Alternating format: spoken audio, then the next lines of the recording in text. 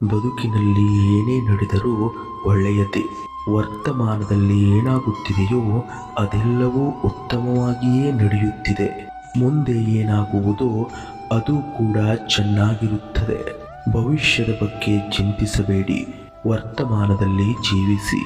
ಭಗವಂತನ ಕೈಯಲ್ಲಿ ಎಲ್ಲವೂ ಇರುತ್ತದೆ, ಆದರೂ ಅವನು ಸುಮ್ಮನಿರುತ್ತಾನೆ.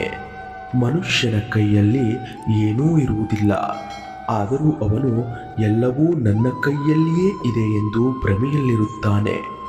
ನಿಮ್ಮ ಜ್ಞಾನವು ಅಧಿಕವಾದಷ್ಟು ನೀವು ಅಹಂಕಾರಿಯಾಗುತ್ತಾ ಹೋದರೆ ಆ ಜ್ಞಾನವು ವಿಷದಂತೆ ಕೆಲಸ ಮಾಡುತ್ತದೆ.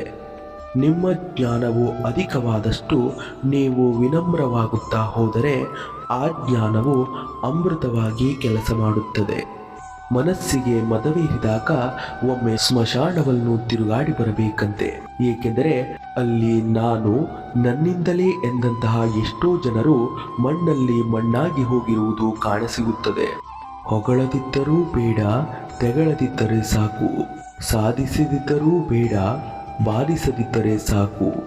ಪರರ ಸರಿ ತಪ್ಪು ಬೇಡ, ನಿನ್ನ ಆತ್ಮಕ್ಕೆ ನೀನೇ ಸರಿ ಎನ್ನಿಸಿದರೆ ಸಾಕು. ಎದುರಾಳಿಯನ್ನು ಮಾತಿನಲ್ಲಿ ಬಾಯಿಯ ಮೂಲಕ ಗೆಲ್ಲುವುದಕ್ಕಿಂತ ಮೌನದಲ್ಲಿ ಸುಮ್ಮನಿದ್ದು ಗೆಲ್ಲುವುದು ಉತ್ತಮ.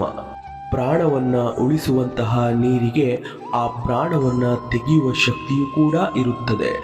ಆದುದರಿಂದ ಯಾರನ್ನು ಕೂಡ ಕಡೆಗಣಿಸಬಾರದು. ನೀವು ಯಾರನ್ನ ಮೋಸ ಮಾಡಿ ತುಳಿದಿದ್ದೀರೋ ಅವರಿಗೂ ನಿಮ್ಮನ್ನು ತುಳಿಯುವ ಶಕ್ತಿ ಇರುತ್ತದೆ. ದುಃಖದಲ್ಲಿರುವವರ ಕಣ್ಣೀರು ಕೇವಲ ಕಣ್ಣೀರಾಗಿರುವುದಿಲ್ಲ, ಅದು ಶಾಪವಾಗಿರುತ್ತದೆ. ಕಷ್ಟಪಡದೆ ಸಿಕ್ಕ ಫಲವು ಎಂದಿಗೂ ಸುಖವನ್ನು ಕೊಡುವುದಿಲ್ಲ. ಹಾಗಾಗಿ ಸುಖವನ್ನು ಕಷ್ಟಪಡುವುದರಲ್ಲಿ ಹುಡುಕಿ. ನಿಮ್ಮ ಕರ್ತವ್ಯದಿಂದ ದೂರ ಓಡಬೇಡಿ. ಅದರ ಪರಿಣಾಮ ಒಳ್ಳೆಯದಾಗಿರದಿದ್ದರೂ ಸಹ ಅದನ್ನು ಪೂರ್ಣಗೊಳಿಸಿ. ನಿಮ್ಮ ಕರ್ತವ್ಯವನ್ನು ನೀವು ಪ್ರಾಮಾಣಿಕವಾಗಿ ಮಾಡಿ. ಫಲಿತಾಂಶವನ್ನು ಆ ಭಗವಂತನಿಗೆ ಬಿಟ್ಟು ಬಿಡಿ. ಯಾಕೆಂದರೆ ಕೇವಲ ಕರ್ಮವು ಮಾತ್ರ ನಿಮ್ಮ ಕೈಯಲ್ಲಿದೆ, ಅದರ ಫಲವು ಆ ಭಗವಂತನ ಕೈಯಲ್ಲಿದೆ. ಮನದಲ್ಲಿ ಎಷ್ಟೇ ನೋವಿದ್ದರೂ ಎಲ್ಲವೂ ನಶ್ವರ ಎಂದು ತಿಳಿದವರು ಯಾರ ಮನಸ್ಸನ್ನು ನೋಯಿಸುವುದಿಲ್ಲ. ಅವರು ಇನ್ನೊಬ್ಬರನ್ನ ನಗಿಸುತ್ತಾ ತಾನೂ ನಗುತ್ತಾ ಬದುಕುತ್ತಾರೆ. ಈ ಭೂಮಿಯ ಮೇಲೆ ನಿಜವಾದ ಜ್ಞಾನಿಗಳೆಂದರೆ ಅವರೇ. ಮನುಷ್ಯನ ಮೇಲೆ ಭರವಸೆ ಇಟ್ಟವರು ಭಯಪಡಬಹುದು, ಆದರೆ ಆ ಭಗವಂತನ ಮೇಲೆ ಭರವಸೆ ಇಟ್ಟವರು ಭಯಪಡುವ ಅವಶ್ಯಕತೆಯೇ ಇಲ್ಲ. ಇದೇ ತರಹದ ಇನ್ನಷ್ಟು ಹೆಚ್ಚಿನ ಮೋಟಿವೇಶನಲ್ ವಿಡಿಯೋಗಳಿಗಾಗಿ ದಯವಿಟ್ಟು ನಮ್ಮ ಚಾನೆಲನ್ನು ಸಬ್ಸ್ಕ್ರೈಬ್ ಮಾಡಿಕೊಳ್ಳಿ. ಧನ್ಯವಾದಗಳು.